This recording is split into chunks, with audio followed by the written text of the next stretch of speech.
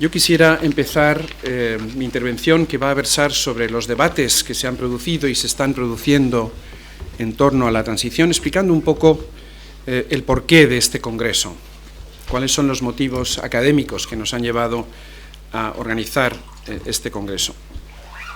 Y como ha comentado el presidente de la Fundación Transición, José Luis Zabala, de un tiempo a esta parte, pues todos habremos constatado, con distintos niveles de preocupación o de interés, que existe un debate en la sociedad española cada vez más vivo en torno a la transición. De hecho, creo que puede diferenciarse entre un debate académico, que existe básicamente en foros académicos y que se manifiesta de acuerdo con criterios académicos, y también existe un debate que pudiéramos denominar político y social, aunque la verdad es que ambos debates se retroalimentan, están muy relacionados entre sí. Es cierto que generan discursos distintos, pero en algunos casos hay una clara intencionalidad política a la hora de fomentar ciertos debates académicos y viceversa.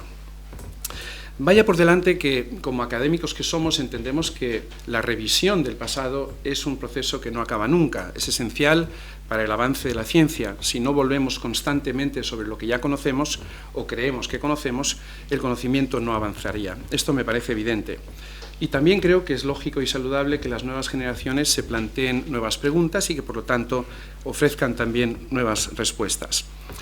Yo afirmaría también que como universitarios tenemos la obligación de participar en ambos tipos de debate, tanto el debate estrictamente académico como en el debate político y social. No debemos en ningún caso recluirnos en nuestra torre de marfil.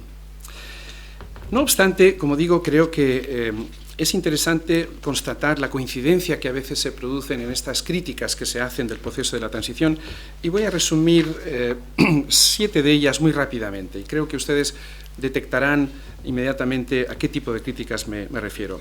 En primer lugar, ha cobrado carta de naturaleza la idea de que la transición española, lejos de ser un éxito, fue un gran fracaso colectivo, una gran ocasión perdida. Según estas voces, la transición sería un mito de acuerdo con la primera acepción que tiene esa palabra en el diccionario de la Real Academia, según la cual un mito es una persona o cosa a la que se atribuyen cualidades o excelencias que no tiene. El segundo tipo de crítica se refiere a la idea de que todos los grandes problemas a los que se enfrenta actualmente la sociedad española son atribuibles a la transición y, más concretamente, a la manera en la que se realizó la transición. Digamos que el lema de estos revisionistas sería: de aquellos polvos, estos lodos. La tercera idea fuerza de este tipo de revisionismo es que la transición se realizó en beneficio exclusivo de unas élites socioeconómicas preexistentes. Por lo tanto, estaríamos ante una transición lampedusiana, es decir, una transición en la cual todo cambió para que todo pudiera seguir igual. En cuarto lugar, es muy común la idea, está muy extendida o crecientemente extendida, la idea de que debido a la naturaleza específica de la transición, es decir, a su carácter no rupturista o su combinación de elementos reformistas y rupturistas, no se han podido acometer en España grandes transformaciones socioeconómicas. Aquí el lema sería transición pactada, democracia congelada. En quinto lugar, también es muy frecuente escuchar la idea de que la transición fomentó un pacto del olvido sobre el pasado que no ha permitido a los españoles conocer su historia y que por culpa de la transición los españoles vivirían en una especie de permanente minoría de edad. También es común la idea de que la transición no hizo posible una verdadera reconciliación nacional y, de hecho, de acuerdo con algunos críticos, esta sería la gran asignatura pendiente del proceso y, por lo tanto, de la propia sociedad española. Y, por último, se sostiene a menudo que la población, en general, no es consciente de todo esto que acabo de escribir porque el Estado, la universidad, los medios de comunicación han venido imponiendo una suerte de historia oficial, de un relato único, una especie de relato hegemónico al que es muy difícil oponerse. Es un relato ficticio, según ellos, un relato edulcorado y, por supuesto, tergiversado. Bien, lamentablemente no tengo tiempo para responder pormenorizadamente a todas estas críticas, pero permítanme algunos desahogos previos. En primer lugar, en mi opinión, es sencillamente falso y disparatado afirmar que existe una única historia oficial de la transición, un relato unívoco. Los revisionistas, yo diría que simplifican este supuesto relato único precisamente para poder derribarlo con mayor comodidad. Se dice también que resulta difícil cuestionar este supuesto relato oficial cuando las estanterías de las librerías españolas están llenas de títulos como El sueño de la transición, El precio de la transición, El mito de la transición, Mitos y mentiras de la transición. Son todos estos libros que pueden ustedes comprar ahora mismo si quieren hacerlo. Y de hecho yo digo en broma a menudo que realmente hoy en día para publicar un libro sobre la transición es imprescindible incluir la palabra mito, si no, no tendrán ustedes éxito con sus editores. Pero más en serio y de forma más preocupante, creo que es grave cuando se afirma que a los españoles se les ha hurtado su historia, a pesar de la avalancha de artículos periodísticos, ensayos, tesis doctorales, libros, novelas históricas, documentales y películas que se han producido durante estos años sobre la Segunda República, la Guerra Civil, el franquismo y la propia transición. Yo creo que como historiadores tenemos derecho a sentirnos un poquito ofendidos cuando se hace esta afirmación. Bien, hoy de lo que realmente quiero hablar es de los debates que se están produciendo, tanto en el ámbito académico como en el ámbito social y político, sobre este proceso, y creo que se pueden resumir en tres ámbitos: debates sobre las causas de la transición, debates sobre la metodología de la transición, cómo se hizo, y debates sobre los resultados de la transición. Intentaré ser breve, aunque confieso que el tema es bastante denso y requiere un poquito de tiempo. En lo que se refiere a las causas del proceso, aquí básicamente lo que tenemos es un debate que precede, de hecho, a la transición española. Es un debate muy consolidado en las ciencias sociales y lo podemos resumir como un debate entre dos escuelas, si se quiere. Por un lado, la escuela funcionalista, que ve básicamente la democratización como el resultado de la modernización socioeconómica que se vivió en España en los años 60 y 70. Esta escuela ve la transición básicamente como el choque entre una sociedad y una economía crecientemente dinámicas y un régimen estático absolutamente anquilosado. El resultado de este choque sería una relación crecientemente disfuncional entre la sociedad y el régimen, y eventualmente la única manera de resolver esta tensión o esta contradicción fue un cambio de régimen mediante el cual ese régimen se pudo adaptar a las nuevas circunstancias económicas y sociales. Este es un relato muy extendido y no solamente en el caso español, en muchos otros países también se ha aplicado, pero plantea algún problema. Por ejemplo, es cierto que existe una correlación entre la modernización socioeconómica y la democracia, pero correlación no es lo mismo que relación causa-efecto.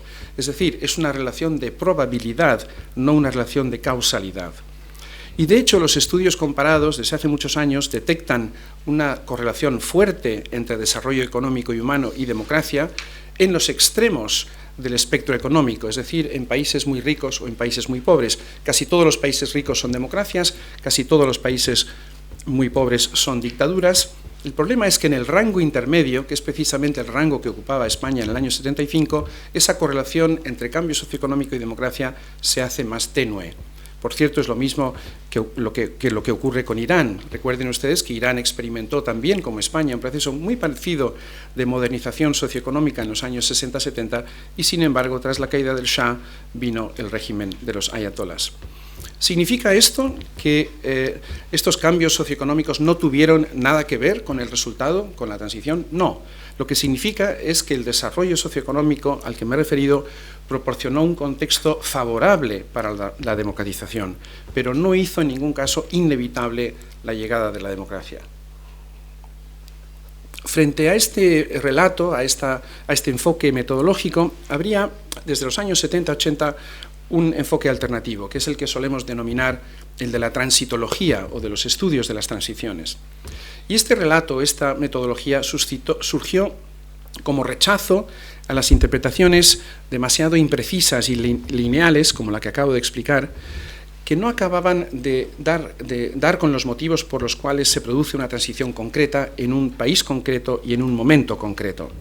Y por eso la transitología pone el énfasis no en estos factores estructurales de largo aliento, sino en decisiones tomadas a corto plazo por las élites políticas, con independencia de las condiciones socioeconómicas estructurales. Y es verdad que este relato resulta muy atractivo, porque se nos está diciendo básicamente que no importa el nivel socioeconómico que haya alcanzado el país en cuestión, que no hay un umbral a partir del cual se pueda aspirar a la democracia. En el fondo, el lema de los transitólogos es como el lema de Obama, "Yes, we can". Todo el mundo puede, no hace falta ser rico, próspero ni educado, todo el mundo tiene la oportunidad si existe la voluntad política. El problema que tiene este enfoque es que reduce la democracia a una serie de procedimientos orientada a crear cierto tipo de instituciones y además se centra mucho en el papel del Estado, subestimando en cierta medida el papel de la sociedad. En otras palabras, se distancia de la idea de la democracia entendida como gobierno por el pueblo. Y esto puede dar lugar en ocasiones a un relato en el que las élites son las únicas protagonistas y los ciudadanos son meros espectadores del proceso. Es decir, es un enfoque que por lo general subestima también la importancia de los actores sociales. De alguna manera el lema de esta crítica podría ser que da lugar a un enfoque de democracia para el pueblo, pero sin el pueblo. Y lo que yo les quiero proponer como visión alternativa a estos dos enfoques sería una interpretación basada en 4 variables, más holística, y estas 4 variables serían la sociedad, el régimen, el Estado y el contexto internacional. Y quiero hablar muy brevemente de algunos debates que han suscitado estas 4 dimensiones. En primer lugar, sobre la evolución de la sociedad española. Todos ustedes saben, en los años 60-70, se produjo un crecimiento espectacular de la economía española y una radical transformación de su sociedad. Y estos cambios han dado lugar a lo que Víctor Pérez Díaz ha denominado el retorno de la sociedad civil, el auge de un nuevo movimiento obrero, movimiento estudiantil, movimientos de vecinos, de amas de casa, etc. Bien, este relato es atractivo porque aumenta el número de actores, subraya además el carácter participativo del proceso democratizador y además permite incorporar a las mujeres, porque el relato centrado en el papel de las élites es un relato esencialmente masculino. Pues bien, este relato, este enfoque ha suscitado un debate interesante sobre varias cuestiones. En primer lugar, sobre la importancia o el papel de la sociedad civil en un proceso democratizador.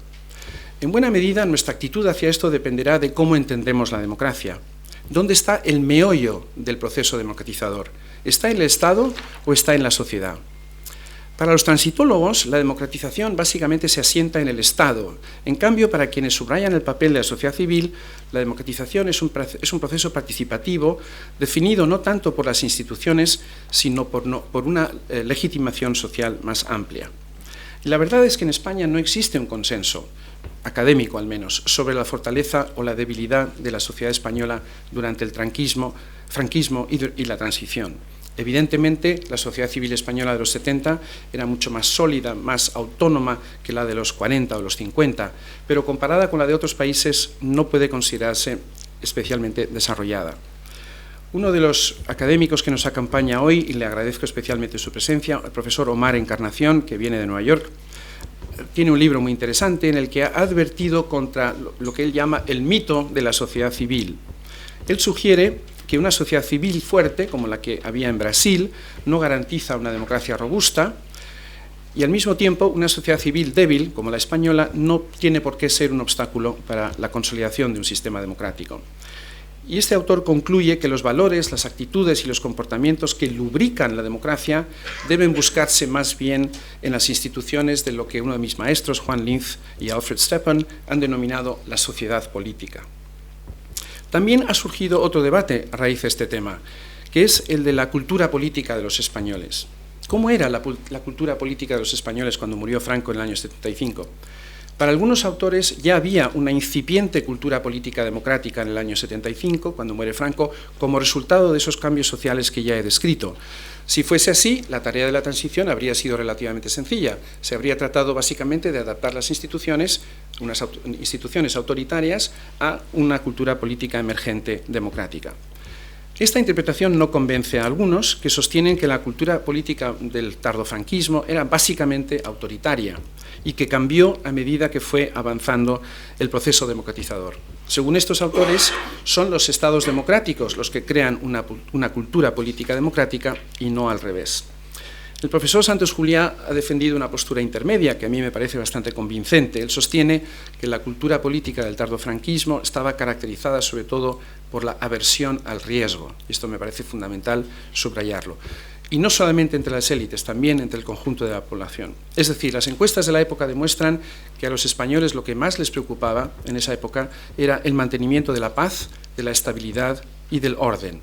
Es cierto que también había demandas de libertad y justicia, pero estas demandas eran menos explícitas y quizás menos urgentes. Esto es lógico. El argumento aquí sería que lo que teníamos en el año 75 era una cultura política democrática surgida lentamente durante una dictadura y tras una cruenta guerra civil. Y esto explicaría también el éxito de las estrategias y de los líderes moderados durante la propia transición.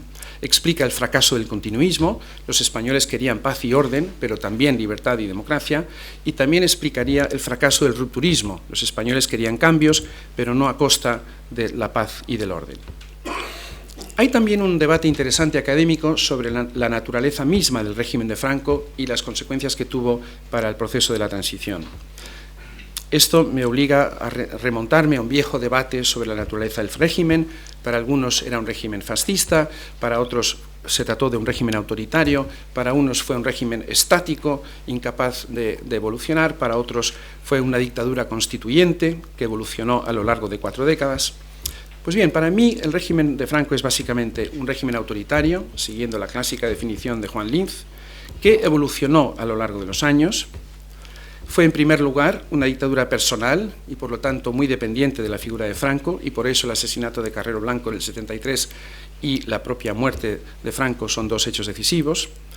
En segundo lugar, en el tardofranquismo al menos se trataba de un régimen sin partido único, lo que Richard Gunther ha llamado un no-party state, un estado sin partido, debido a la irrelevancia del partido movimiento único ya al final de la época del franquismo.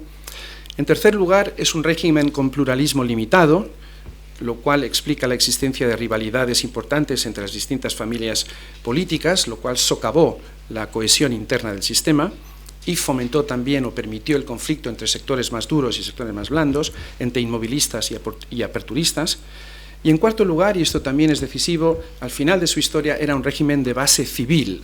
A partir de los años 60-70 no era una dictadura militar, sino la dictadura de un militar. Las Fuerzas Armadas fueron muy importantes inicialmente, pero perdieron poder y presupuesto a medida que el Estado creció y se diversificó. Las Fuerzas Armadas nunca controlaron a Franco y él nunca gobernó exclusivamente en nombre de las Fuerzas Armadas. Y esto tiene una importancia decisiva para la transición, porque la transición desde un régimen autoritario civil no requiere un retorno previo a los cuarteles. Las Fuerzas Armadas ya estaban acuarteladas en 1975. Y por último, y esto es importante, los regímenes autoritarios, liderados por civiles, tienden a desarrollar fachadas institucionales o constitucionales para hacerles más respetables a ojos del mundo y de sus propios gobernados. Y esto es decisivo en el caso español. Yo diría que bajo el franquismo lo que existía no era un Estado de derecho, pero sí un Estado con derecho. Y esto es importante porque las leyes del propio franquismo, como saben ustedes, jugaron un papel decisivo en el desmantelamiento del propio régimen de Franco. Gracias a la decisión de constituir España en reino, 1947, de crear una monarquía limitada, Ley Orgánica del Estado, 1967, y la decisión de Franco de nombrar sucesor a título de rey, 1969. En tercer lugar, el Estado. Los transitólogos han solido subestimar la importancia del Estado, y esto me parece una debilidad crítica de la literatura transitológica, porque democratizar significa, entre otras cosas, crear un Estado democrático. Y aquí hay una distinción que tomo prestada de Juan Linz también, y de Alfred Steppen y de otros, y es que en los sistemas autoritarios es posible distinguir entre Estado y régimen. En cambio, en los sistemas totalitarios el Estado y el régimen se confunden, son prácticamente la misma cosa. Eso significa que, por ejemplo, como ocurrió en la Unión Soviética, cuando cae el régimen, cae el Estado, se disuelve el Estado. En cambio, en los regímenes autoritarios como el español, puede cambiar el régimen, pero se mantiene el Estado. Es decir, las nuevas autoridades, encabezadas por Su Majestad el Rey, recibieron en herencia un Estado utilizable, un Estado que se podía modificar, reformar y democratizar. Y aquí fue importante un proceso que también ocurrió en los años 60 y 70, que fue la profesionalización de la administración pública del Estado. El crecimiento del Estado de Franco obligó al régimen a permitir el reclutamiento meritocrático de funcionarios, básicamente a través del sistema de oposiciones, de tal manera que por primera vez en la historia de España existió un funcionariado autónomo y políticamente independiente. Eran personas que se veían como servidores del Estado, no del régimen franquista. Y por eso ese Estado fue luego completamente y perfectamente compatible con las nuevas instituciones democráticas. Debo decir que este proceso también tuvo algunas consecuencias negativas. El nuevo, o potencialmente peligrosas, el nuevo régimen también heredó sectores del Estado, las Fuerzas Armadas y los cuerpos de seguridad, que también estaban, digamos, en pleno nivel de funcionamiento en el año 75. Y esto dio lugar a ese famoso dilema que Suárez planteó con una frase que a mí me gusta siempre recordar: cómo se cambian las tuberías sin cortar el agua.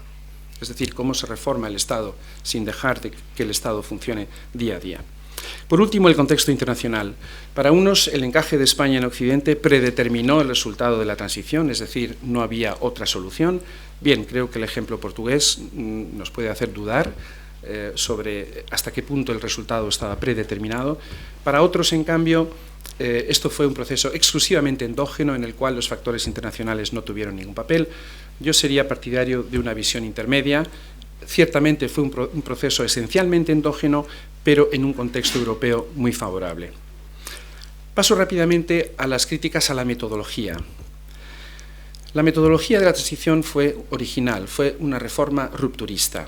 Un proceso que nace reformista, pero que se va haciendo rupturista a medida que las élites procedentes del régimen van abriéndose e incorporando a nuevos actores. En realidad es como un embudo que se va ensanchando. Nace como un proceso muy controlado por el rey y sus gobiernos, pero al incorporar a otras fuerzas políticas se va ampliando. Reforma, por lo tanto, pero rupturista. Los revisionistas son especialmente críticos de la metodología ruptura-reforma, reforma-rupturista de la transición. Son unos grandes nostálgicos de la ruptura democrática. Lamentan profundamente que no se derribara al régimen, como en Portugal, o que la dictadura no abandonara voluntariamente el poder, como había ocurrido en el año 31. Les irrita profundamente que Franco muriese en la cama y que don Juan Carlos le sustituyese automáticamente en la jefatura del Estado. Y por eso los revisionistas, tanto los académicos como los políticos, suelen ser, como digo, muy nostálgicos de ese proceso que se vivió en el año 31, que sería, en el fondo, la secuencia rupturista clásica: caída de la dictadura, gobierno provisional, elecciones a Cortes Constituyentes y nueva Constitución. Y los revisionistas dan por hecho que este proceso de ruptura radical con el pasado dictatorial hubiese arrojado un resultado necesariamente más democrático y más legítimo. Bueno, es un argumento contrafactual plausible, aunque eminentemente debatible, visto lo ocurrido en el año 31. Y, por cierto, algo que no suele mencionarse, las Cortes de 1931 fueron elegidas por sufragio masculino, no sufragio universal. ¿No plantea esto quizás alguna duda sobre el carácter democrático de la Constitución del 31? Es decir, que fue escrita sin la participación del electorado femenino, al menos creo en comparación con la Constitución del año 78, creo que esto demuestra la superioridad en lo que se refiere a la legitimidad de la Constitución actual. Estamos, por lo tanto, ante una triple paradoja. Un monarca nombrado sucesor para garantizar el continuismo impulsa la democratización, se utiliza la legislación, los procedimientos y las instituciones del régimen anterior para desmantelarlo, y aquí la clave, como saben, es la aprobación de la Ley para la Reforma hace ahora 40 años, y los gobiernos formados por rupturistas del régimen anterior resultan ser los principales protagonistas del proceso democratizador, al menos en su primera fase. Y esto plantea varias preguntas interesantes. ¿La democracia solo la pueden o deben traer y construir los demócratas de toda la vida? ¿O también debe haber siempre un espacio para aquellos que han colaborado con el régimen autoritario previo y están dispuestos a contribuir a una salida pacífica y negociada del proceso? En segundo lugar, en la España de 1975, ¿cuántos demócratas de toda la vida había realmente? Les recuerdo que el 70% de los españoles jamás habían conocido personalmente un régimen democrático. Y por otro lado, parece evidente que algunos sectores de la oposición antifranquista tenían otros objetivos que no eran exactamente los de la creación de una democracia representativa de corte occidental. La tercera característica del proceso español sería una amplia movilización desde abajo, que ciertamente modificó el comportamiento de quienes pretendían controlar el proceso desde arriba. Yo creo que aquí los revisionistas incurren en una curiosa contradicción. Por un lado, objetan que estamos ante una democracia otorgada graciosamente desde arriba por los herederos de Franco, y por otro lado reivindican el protagonismo de partidos y organizaciones sociales que protagonizaron una importante movilización desde abajo. ¿En qué quedamos, por lo tanto? Quiero comentar a continuación rápidamente algunas novedades surgidas de este debate académico. En primer lugar, dos autores, Sánchez Cuenca y Aguilar, han realizado recientemente un interesante análisis cuantitativo de estas movilizaciones sociales. Y descubren que la primera causa de esas movilizaciones durante la transición fueron las demandas de autonomía territorial, básicamente en el País Vasco y en Cataluña y en otros lugares también, el 37% de las movilizaciones, manifestaciones, etc. La segunda causa fueron relacionadas con la situación económica, el paro, la carestía de la vida, etc. Y la tercera causa fueron movilizaciones pro amnistía. En lo que se refiere a su distribución geográfica, aquí no hay grandes sorpresas. El 25% en el País Vasco, el 21% en Madrid, curiosamente menos, el 10% en Cataluña. Es decir, estas tres comunidades recogerían el 60% de todas las movilizaciones. Y este estudio también nos permite detectar la periodización, cómo se desarrolló esta movilización. Fue muy intensa al principio, después de la muerte de Franco, 76-77, como recordará muy bien Alfonso Osorio y otros miembros de ese gobierno, disminuyó notablemente en el 78 y casi desaparece a partir del 80. Y también hay un debate sobre por qué se produce la desmovilización. Los revisionistas, les recuerdo que en el debate de investidura de hace unas semanas se volvió a suscitar este tema, increíblemente, por parte de un dirigente político, joven, reciente, pelo largo. Los revisionistas lo atribuyen a una supuesta traición de los dirigentes izquierdistas de la época a sus bases. Estas élites izquierdistas del PSOE y del PC supuestamente se habrían vendido por un plato de lentejas o por un lugar bajo el sol. Este es un poco el análisis de por qué se produce la desmovilización. Parten además de una premisa un tanto simplista, y es que cuanta más gente se moviliza en la calle, más democrático es el proceso de transición. No necesariamente ocurre así, incluso puede ocurrir exactamente lo contrario, como sabemos también por otros ejemplos históricos.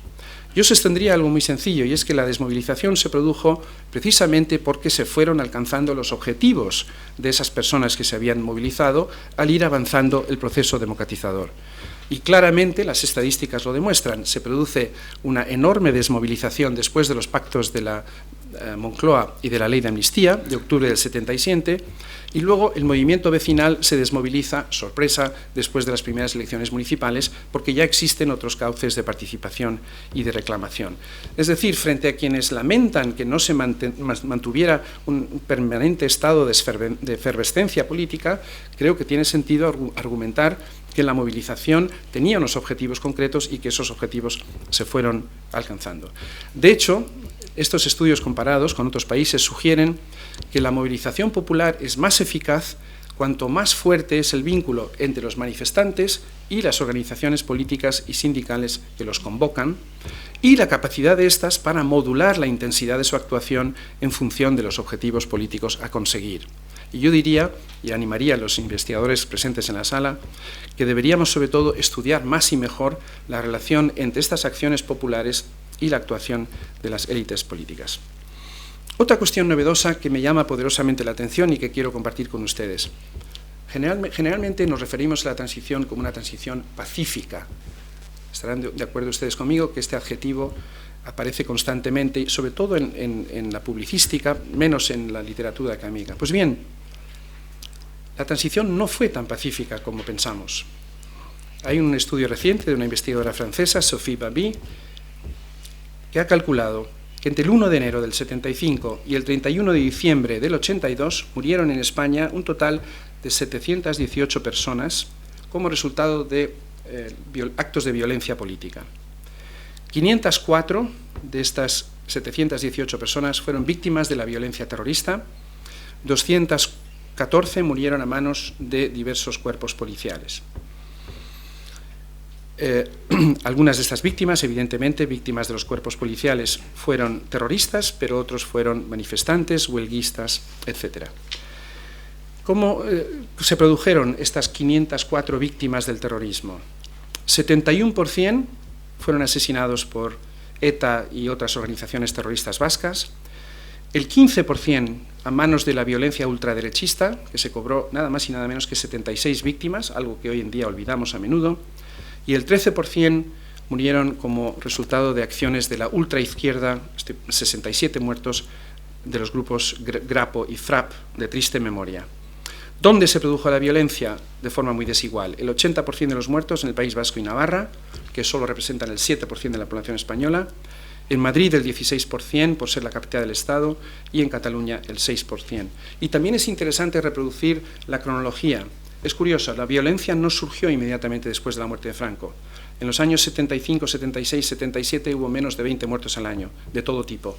Los peores años fueron los años 79 y 80, y luego se produjo un descenso generalizado a partir del 81. Es decir, lo que esto sugiere es que la violencia se produjo en respuesta a una transición exitosa, después de la aprobación de la Constitución y después de la aprobación de los Estatutos de Autonomía en País Vasco y Cataluña en el año 79. La otra cosa que quiero subrayar en relación con la violencia es que tuvo un resultado paradójicamente positivo, y es que contribuyó decisivamente al entendimiento entre los reformistas del régimen y los sectores más templados de la oposición, deseosos ambos de evitar el enfrentamiento civil. Por último, la última característica del procedimiento de la transición sería los pactos, el protagonismo de los pactos entre los gobiernos de Suárez y la oposición democrática. Para muchos politólogos este es el hecho definitorio del proceso español. Estaríamos ante una transición pactada, una transición vía transacción, etc. Y este también es un aspecto muy criticado por los revisionistas. ¿Por qué? Porque en su opinión estos pactos fueron pactos apócrifos, no fueron pactos genuinos, no fueron pactos entre iguales, fueron pactos desiguales impuestos bajo la amenaza del uso de la fuerza, bajo la amenaza de un golpe de Estado, bajo la coacción de las fuerzas de seguridad, etcétera, etcétera. Yo lo que sostendría es que más bien lo que se produjo fue un impasse, fue un empate entre estos dos sectores, que se necesitaban mutuamente y que no podían avanzar sin un acuerdo mutuamente satisfactorio. Lejos de ser algo vergonzante, fue un acuerdo entre dos partes que se necesitaban y que se apoyaban mutuamente, como digo. No tengo tiempo para hablar en detalle sobre los pactos. Creo que hubo 5 grandes pactos o 5 grandes momentos. Antes de las primeras elecciones, con la legalización del PC, la nueva ley electoral, la disolución del movimiento, etc. Segundo gran pacto, los pactos de la Moncloa. Tercer gran pacto, la ley de amnistía.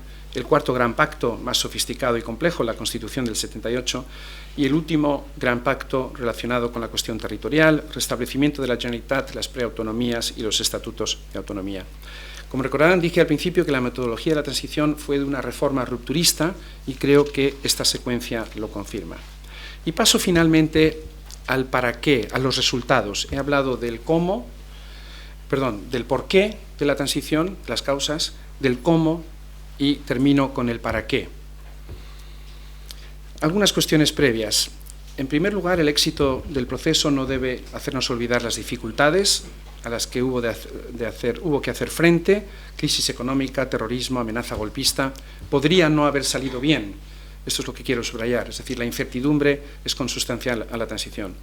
En segundo lugar, hablando de resultados, creo que, como decía Edward Malefakis, gran historiador americano recientemente fallecido, y me lo recordaba cuando le conocí en los años 80, la democracia parlamentaria es tan solo un sistema imperfecto de gobierno que no garantiza nunca la superación automática de todos los problemas acumulados por una sociedad durante décadas o incluso siglos. Es, ante todo, un instrumento para garantizar la convivencia. Y por último, y esto me parece crucial, no existe una relación tan lineal entre el tipo de transición y el tipo de democracia resultante, como algunos suponen. Lo que quiero subrayar es que los supuestos lodos actuales no necesariamente provienen de aquellos polvos. Transiciones muy distintas, como la española y la portuguesa, pueden dar lugar a democracias bastante similares. Y por último, no parece razonable atribuir todos los males actuales, supuestos o reales, a decisiones que se tomaron hace 40 años, porque en última instancia la democracia es un proceso, no un suceso. ¿Cómo podemos medir el éxito o el fracaso de la transición española? Parece razonable utilizar 3 baremos. Uno, comparándolo con experiencias anteriores. La única experiencia anterior española es la transición de Alfonso XIII a la República. Creo que no es un ejemplo a imitar. En segundo lugar, comparándolo con experiencias similares, las otras transiciones de la llamada tercera ola de Samuel Huntington, unas 30 países entre el año 74 y 91, iniciándose con Grecia y Portugal. El consenso académico sigue siendo que la española fue una de las más exitosas de estas treinta y tantas transiciones. Y por último, en función de su capacidad para alcanzar los objetivos planteados, que eran una democracia representativa homologable con las de Europa Occidental. Por supuesto, se debe debatir sobre la calidad de ese sistema. Pero, a mi entender, la transición permitió encauzar, quizás sin resolver del todo, 6 grandes retos históricos.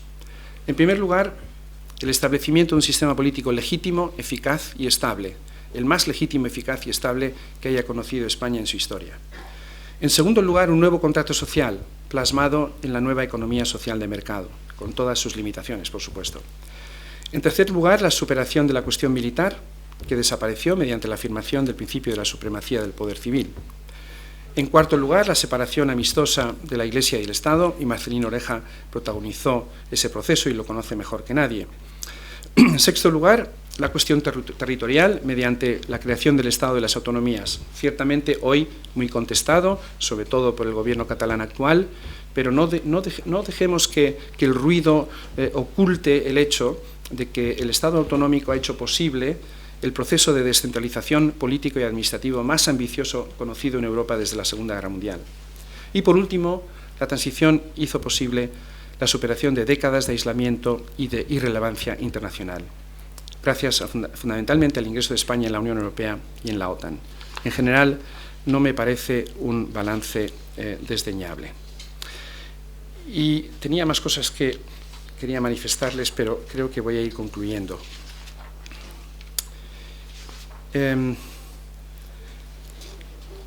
Se hacen muchas críticas a la transición y quiero referirme solamente a una, que quizás es la que tiene mayor visibilidad en los medios de comunicación y también en la esfera política, ¿no? Y esto se refiere a la Ley de Amnistía de 1977 y a la ausencia de lo que hoy en día se denomina justicia transicional o justicia post-transicional. Es indudable, es cierto, que la Ley de Amnistía de octubre del 77 otorgó una cierta impunidad a los servidores del régimen anterior. La ley permitió poner en libertad y amnistiar a todos quienes habían sido acusados de delitos por su actividad política, incluidos aquellos que habían cometido delitos de sangre, es decir, los terroristas de ETA y de otras organizaciones, y al mismo tiempo, y por voluntad de Unión de Centro Democrático, de los ponentes de Unión de Centro Democrático, la ley de amnistía excluía la posibilidad futura de realizar purgas o de juzgar a los servidores del régimen de Franco por los desmanes que hubiesen podido cometer en el desarrollo de sus funciones. Yo entiendo que esa fue una ley extraordinariamente valiente, extraordinariamente generosa y extraordinariamente eficaz. Quiero subrayar también que la ley de amnistía la propusieron los partidos de izquierda, el Partido Comunista y el Partido Socialista. No fue, por lo tanto, una autoamnistía promovida por UCD o por otros grupos. Por cierto, Alianza Popular, la derecha de la época, votó en contra de la ley de amnistía. Como digo, creo que cumplió un papel extraordinariamente eficaz. Hoy en día está en duda esta ley. Algunos entienden incluso que se debería revocar. Incluso lo entienden así algunos expertos jurídicos, algunos expertos legales, algunos organismos vinculados a Naciones Unidas. Sinceramente pienso que si ponemos en balance los costes y los beneficios de una posible revocación de la ley, el coste sería probablemente superior a los posibles beneficios. Otra cuestión muy controvertida en la actualidad es el tratamiento de la memoria. Es un tema controvertido en todo el mundo, no solamente en España, y ha dado lugar a un interesante debate académico sobre la relación entre la memoria y la historia. Para algunos académicos, para algunos expertos, en España hubo un pacto de olvido que dio lugar a una especie de amnesia impuesta, diseñada por las élites políticas de todos los partidos, de espaldas al pueblo español. Otros, en cambio, niegan que hubiese olvido o incluso defienden la conveniencia de que hubiese olvido. Y yo me sumo a las tesis de un famoso antropólogo francés que acaba de fallecer, René Girard, en su famoso libro La violence et le sacré de 1972. Y dice René Girard: El fundamento de la política es la necesidad de salir del círculo vicioso de la venganza que perpetúa la violencia inherente a toda sociedad humana. Hay que dejar espacio al olvido. Esto no significa que haya que hacer tabla rasa de la historia, sino más bien neutralizar los mecanismos de reactivación política de la memoria. Y durante la transición y durante mucho tiempo después de la transición, nadie quiso reactivar políticamente la memoria. Pero lamentablemente esto cambió a partir de los años 90 y sobre todo a partir de la mayoría absoluta del Partido Popular en el año 2000, probablemente con el fin de deslegitimar a la derecha democrática de la época. Por supuesto, también hay otros motivos por los cuales este fenómeno ha suscitado un debate en la sociedad española. Y termino. Por ejemplo, la renovación generacional. ¿Qué opinan los españoles de todo esto? Pues los españoles, en contra de lo que pudiera parecer buena parte de lo que vengo sosteniendo, tienen una opinión globalmente muy positiva de la transición, quizás hoy más crítica que en el pasado. Desde hace unos 20 años, el CIS, el Centro de Investigaciones Sociológicas, pregunta: ¿cree usted que la forma en que se llevó a cabo la transición a la democracia constituye hoy en día motivo de orgullo para los españoles? Pues bien, durante 20 años la respuesta afirmativa ha oscilado en torno al 75%, aunque es cierto que en la última que se realizó, en el 2012, descendió al 72%. Según una encuesta más reciente realizada por la Fundación Transición Española en el año 2014, en la que preguntábamos ¿en qué medida se siente usted orgulloso de la transición?, el 20% está muy orgulloso, el 40% bastante, el 21% poco y el 12% nada. Es decir, estaríamos ante una situación en la que el 60% tiene una visión optimista, positiva, y un 33%, sobre todo sectores más jóvenes de la sociedad española, tienen una visión más crítica o más negativa. En todo caso, les confieso que me parecen resultados milagrosos, dada la tendencia española a la autoflagelación. Como saben ustedes, solo los italianos tienen peor opinión de sí mismos que los españoles. Y yo siempre digo que si fuese una disciplina olímpica, España ganaría siempre la medalla de plata en la autoflagelación, la de oro se la dejaríamos a los italianos. Y concluyo. Me parece evidente y deseable que el debate en torno a la transición continuará en el ámbito académico, continuará en el ámbito político y social. Para unos seguirá siendo un mito, como dije antes, una cosa a la que se atribuyen cualidades o excelencias que no la tiene. Para mí también seguirá siendo un mito, pero de otro tipo. Como también dice el diccionario de la Real Academia Española, un mito también puede ser una cosa rodeada de extraordinaria admiración y estima. Nada más, muchas gracias.